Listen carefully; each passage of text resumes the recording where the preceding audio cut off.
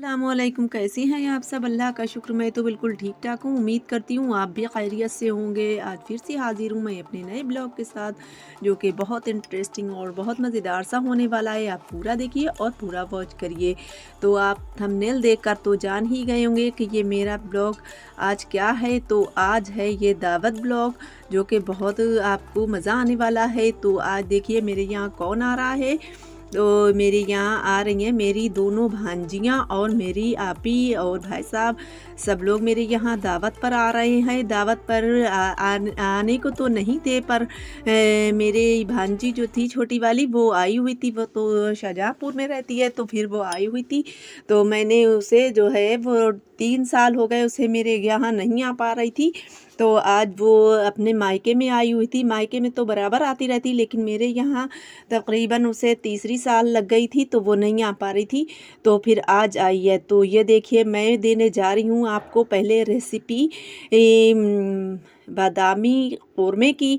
तो यहाँ पर मैंने इसमें ये देखिए कट लगा लिया है चिकन में, और जो बड़े पीस थे उसमें कट लगाकर उसमें डाल दिया है दही और अदरक लहसुन का पेस्ट, लाल मिर्च और देगी मिर्च, जो बोलती है तीखी नहीं होती है, जो कलर वाली होती है, और 1 चम्मच हल्दी। और इसमें डाला गया है गरम मसाला पाउडर, और अदरक लहसुन का पेस्ट भी डाला था मैंने। और यहाँ पर आधा डाला है नींबू, और फ्राई की हुई ये प्याज है। तो ये मैंने पहले ही फ्राई कर ली है। तो फिर ये इसमें सब में ये डालकर, और सॉल्ट भी डाला था।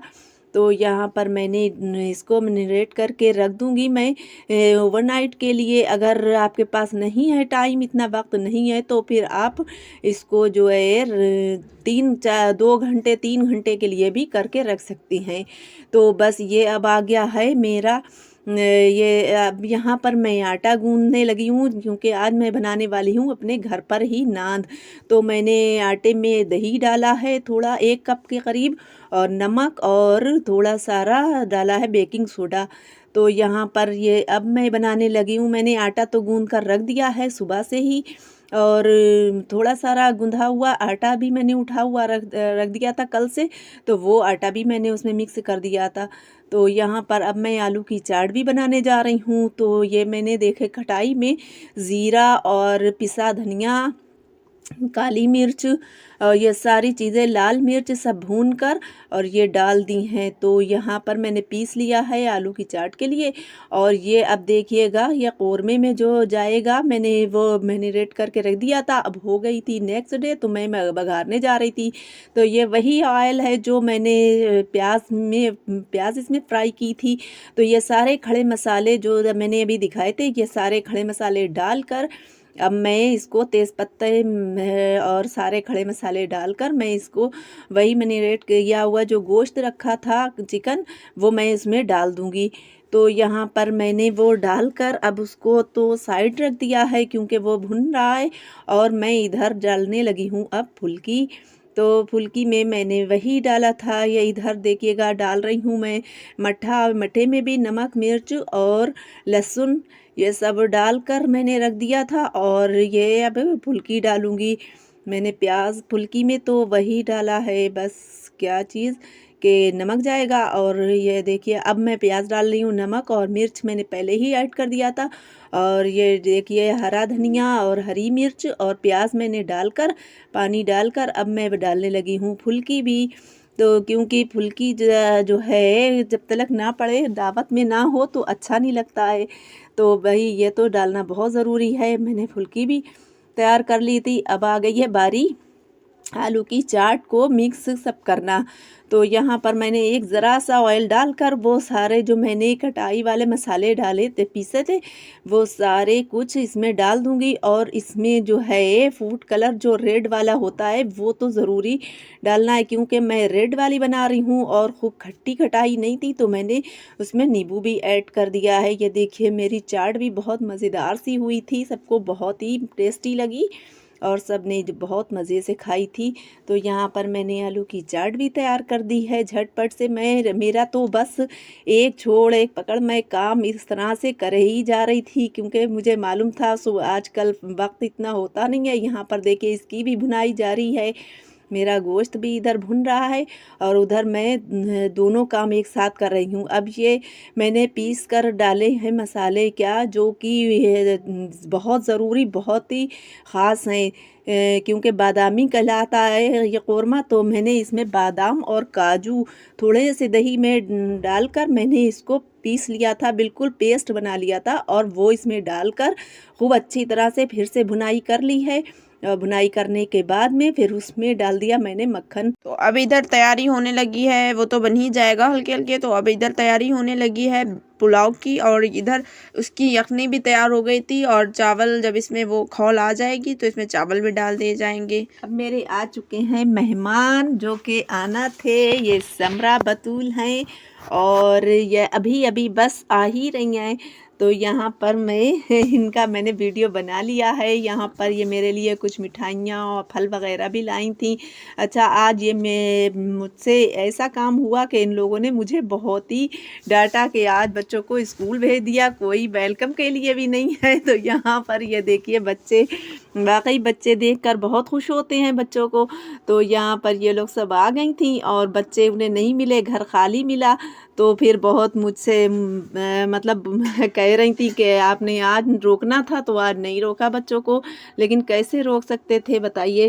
तो स्कूल इतने दिन बाद खुले थे। तो बस यहाँ पर मेरा लगने लगा है अब नाश्ता, जो कि मैंने वही चाट है और पकौड़ी है और मिठाई वगैरह जो कुछ भी नाश्ता था मेरे पास, मैंने वो नाश्ता कराया पहले तो। और उन लोगों का काफ़ी पेट तो नाश्ते से ही फुल हो चुका था, खाना खाने को कोई तैयार ही नहीं था।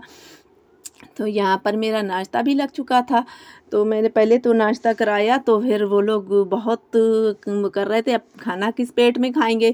तो फिर जो था खैर से खाना बहुत लेट मैंने लगाया था। अब यहाँ पर मेरा मीठा नहीं तैयार हो पाया था, जबकि मुझे मीठा सबसे पहले ही बनाना चाहिए था, लेकिन वो कुछ ना कुछ काम ऐसे लगे रहे कि मेरा मीठा कुछ तैयार ही नहीं हो पाया। तो यहाँ पर मैंने भून ली है सिवई, और रेसिपी मैं नहीं दे रही क्योंकि मैंने बस जब वो लोग आ गए थे तो इस तरह से हो गया था।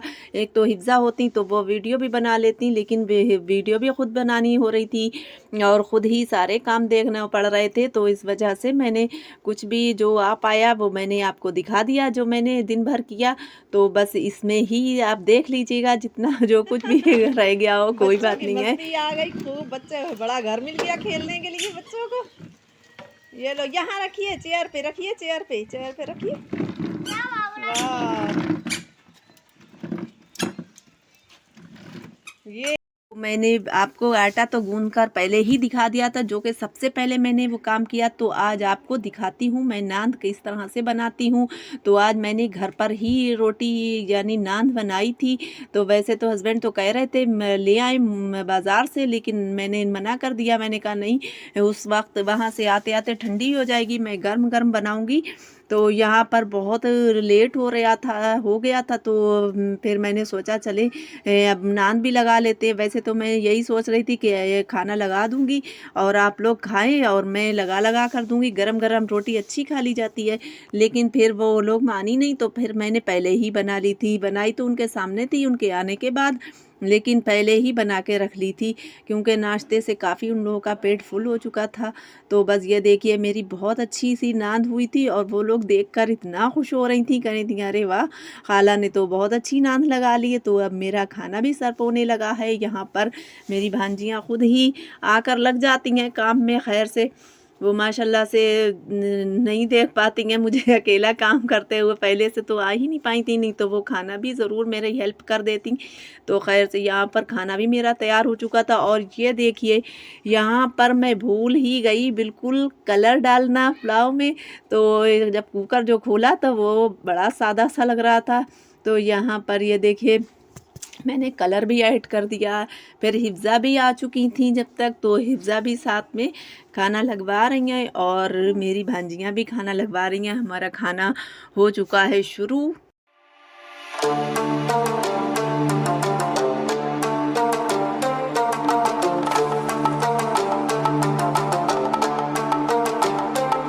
तो काफ़ी देर तक तो हम लोग फिर खाना खाने के बाद धूप में बैठे, धूप का मज़ा लेते रहे, क्योंकि इन लोगों के यहाँ तो धूप का नाम निशान नहीं, 2 मंजिल ऊपर जाना पड़ता है धूप खाने। तो यहाँ पर बड़ा घर मिल गया, बच्चे भी खूब खेले, खूब एंजॉय किया बच्चों ने। और अब आ गया है विदाई का वक्त, यानी जा रही हैं। तो यहाँ पर ये देखिए अपनी उनकी गाड़ी जो है तैयार हो गई है जाने के लिए। अब यहाँ पर सब लोग बैठकर अब रवाना हो जाएंगे। लंच के बाद हम लोग ने की थी बहुत सारी बातें, और फिलहाल हम तो आने में लेट हो गए थे। अप्पियाँ मेरी बहुत पहले ही आ गई थी, हम तो लेट हो गए थे, हम स्कूल गए थे ना, तो ज़्यादा हम बात नहीं कर पाए, बातें कभी नहीं कर पाए। लोगों ने मिस किया हिफ्जा को। हम तो अब ये लोग जा रहे थे ना, तो मुझे बहुत बुरा लग रहा था। मतलब कई मेहमान आते हैं तो फिर जाते तो घर सुना सुना सा लगता है। बुरा लगता, भर भर के बारी आई है बर्तन धोने की, वो है हिफ्जा की, क्योंकि मुझे अभी बहुत ज़रूरी है काम करना है। तो बस अब हिफ्जा बर्तन धो। मेहमानों के जाने के बाद और अब अम्मी का सूट नहीं सिल पाया है। परसों है शादी, तो अम्मी को हो रही थी टेंशन कि कैसे सिल पाएगा, और अच्छा सा सिलना भी है अम्मी को अपने ही मतलब का, तो फिर कैसे सिल पाएगा, तो अम्मी को टेंशन हो रही थी। तो सारा काम फिर हम करेंगे। और हमारा ब्लॉग था यहीं तक, और अगर आपको हमारा ब्लॉग पसंद आया हो तो लाइक शेयर एंड सब्सक्राइब करना मत भूलेगा। मिलते हैं किसी नेक्स्ट ब्लॉग में। थैंक्स फॉर वॉचिंग एंड अल्लाह हाफिज़।